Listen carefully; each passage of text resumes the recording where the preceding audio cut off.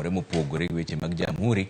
Mine moko adek itimonegi thieth bang' yangore ni nyocha otimnegi nyange e yor achuna e gwenge mag Fort Tenan e kaunti ma Kericho.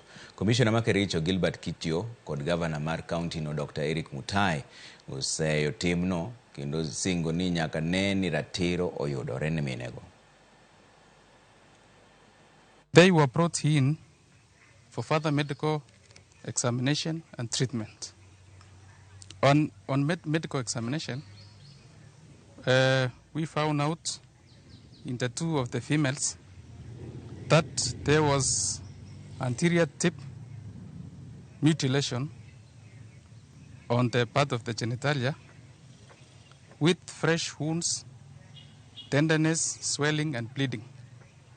And in one of the victims, we noted that there was left anterior wound excision on the part of the genitalia measuring 0.5 centimeters. The victims were admitted in the hospital wards.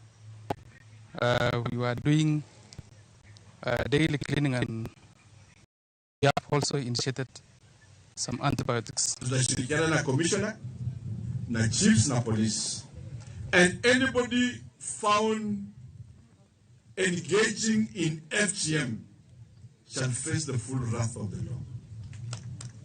This is something which is unconstitutional.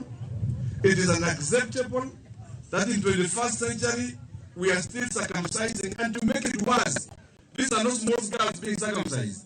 These are women living in their houses.